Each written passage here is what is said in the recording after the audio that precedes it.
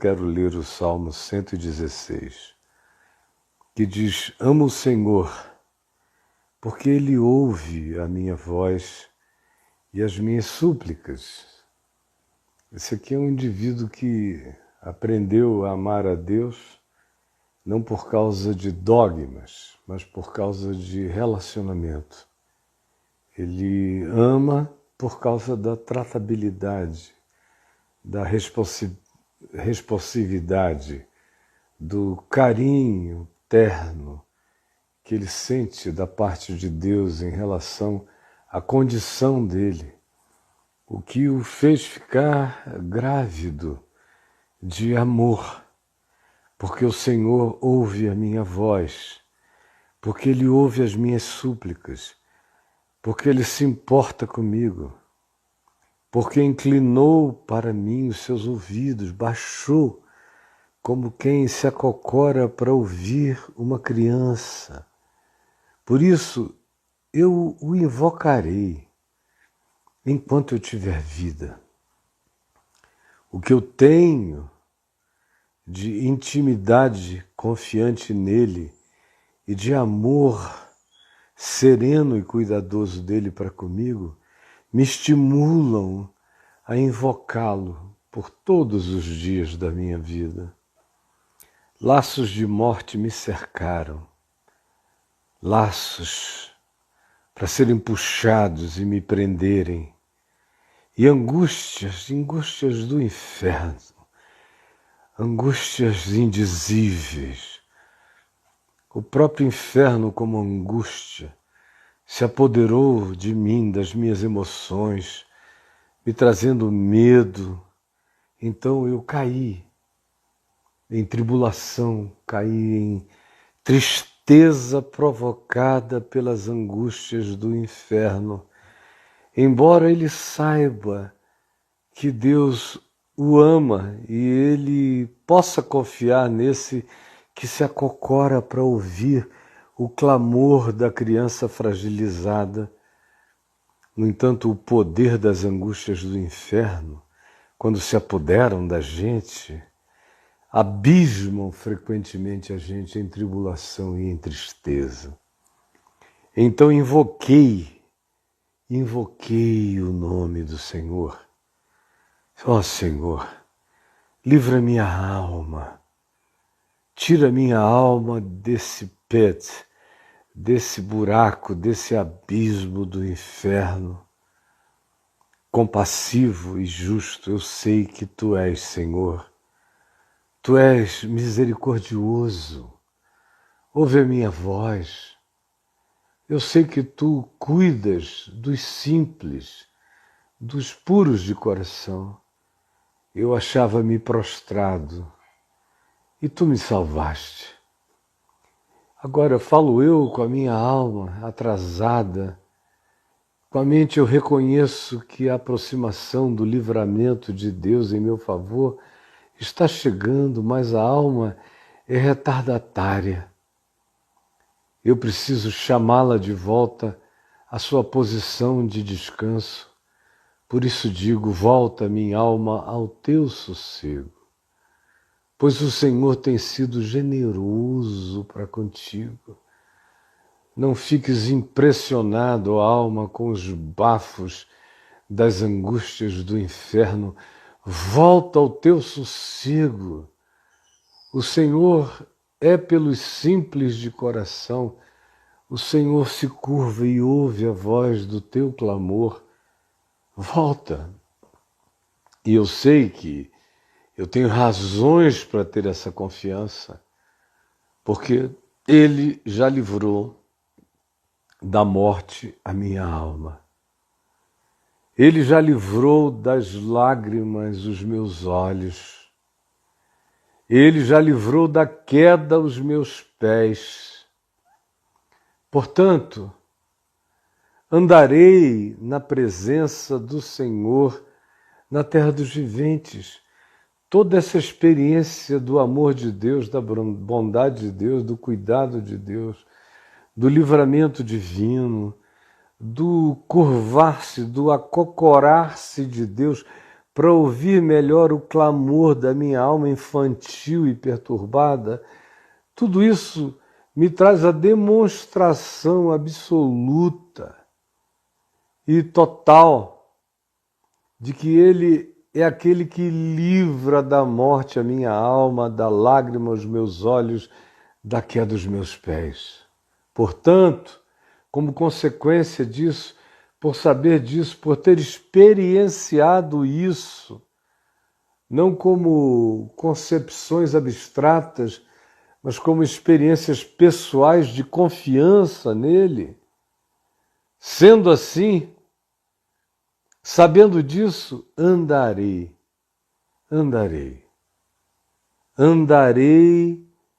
na presença do Senhor na terra dos viventes.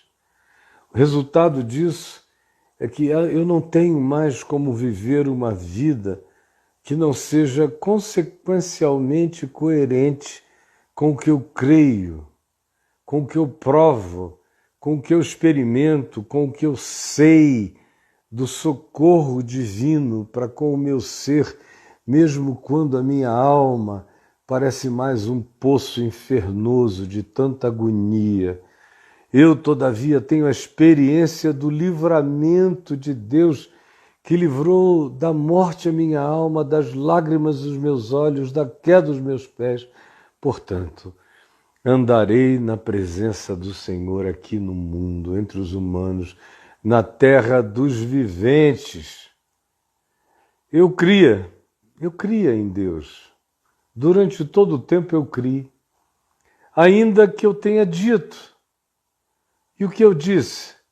Eu disse, estou sobremodo aflito, desesperadamente angustiado, embora eu creia em Deus.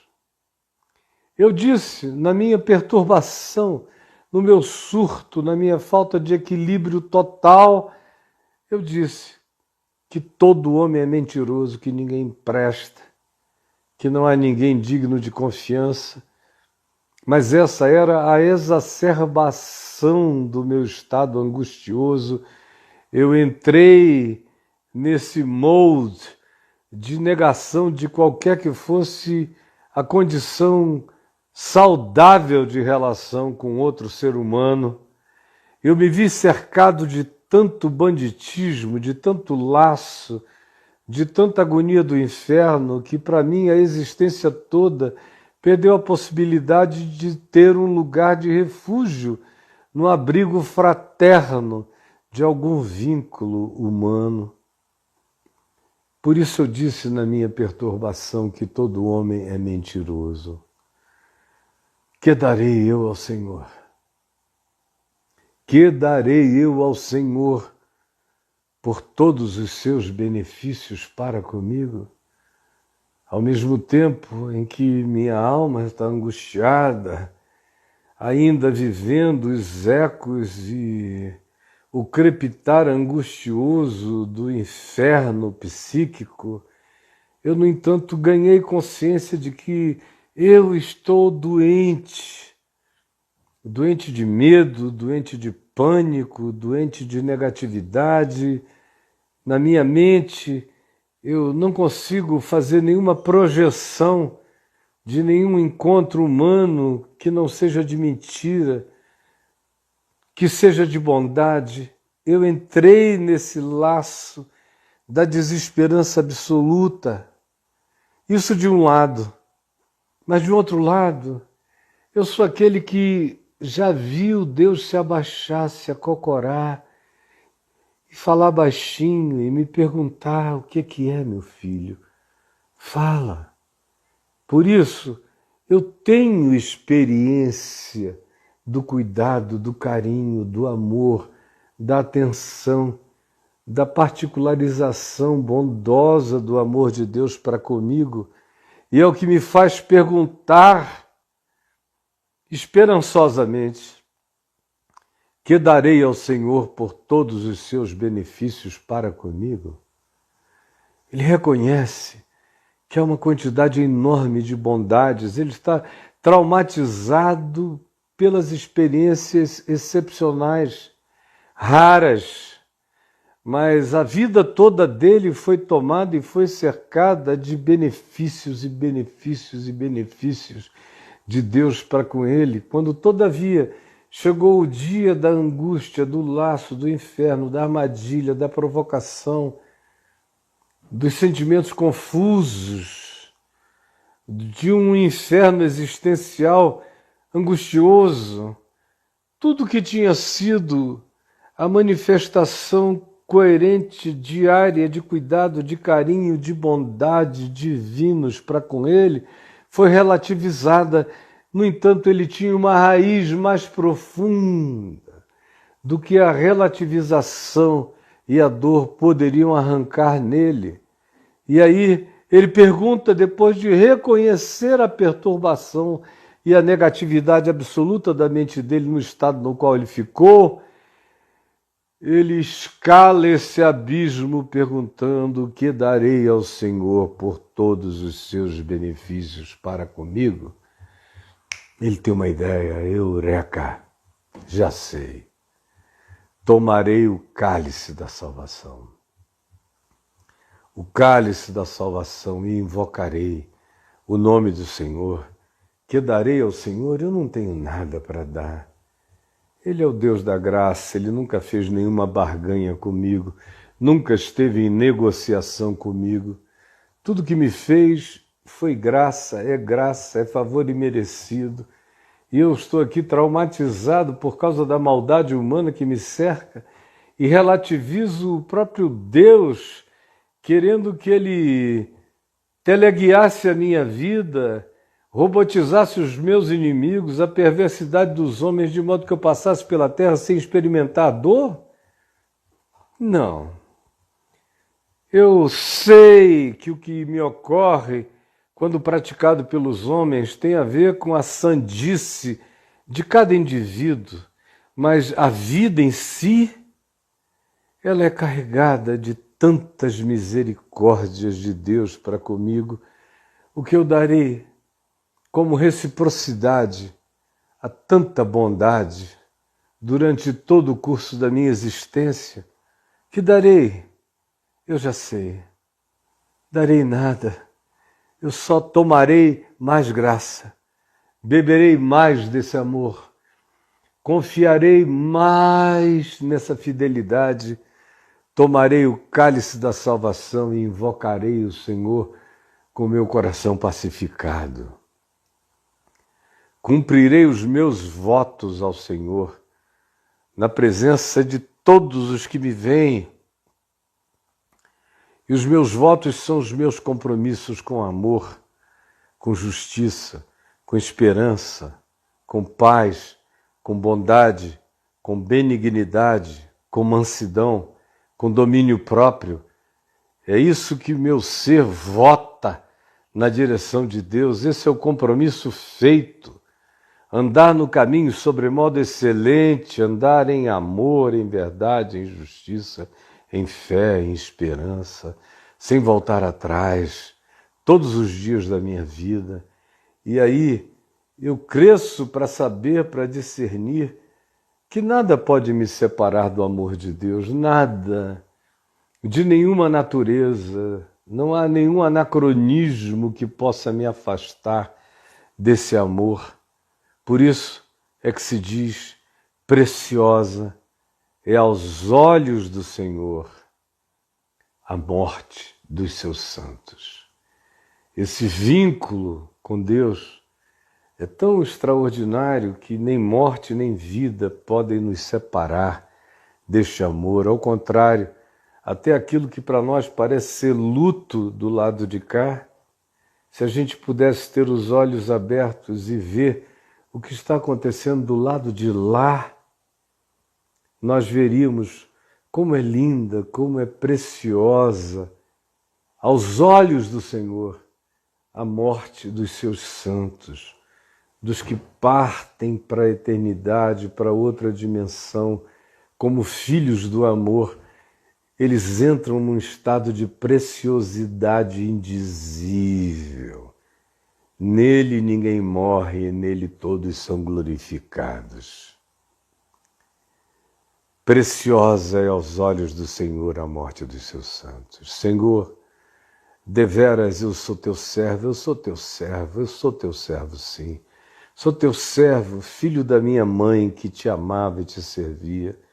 Tu tens quebrado as minhas muitas cadeias, despedaçado as minhas correntes, os meus aprisionamentos, os meus medos e os meus vícios. Por isso eu te oferecerei ações de graça, louvores. Invocarei sempre o teu nome na minha vida, em todas as ocorrências do meu viver, do meu existir. E eu cumprirei o meu compromisso com a lei do amor e da vida, na presença de todos os seres humanos. Eu habitarei esse ambiente de culto, de mente tomada em espírito e em verdade pela gratidão e pela alegria de pertencer a ti e de saber que tu és aquele que te acocoras para ouvires a voz do meu clamor.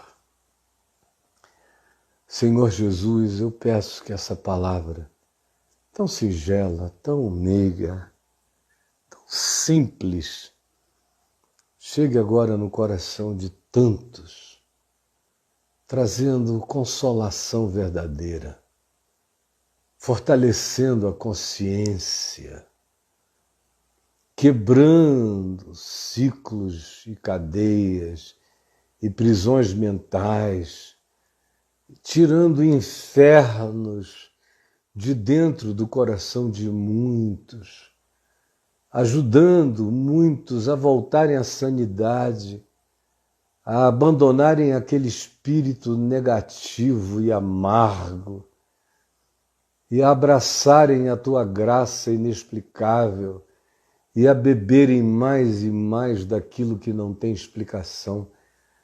Tu nos amas porque tu nos amas e nós não somos a explicação do teu amor para conosco. Ajuda-nos a entender isso e consola o coração de todo aquele que carece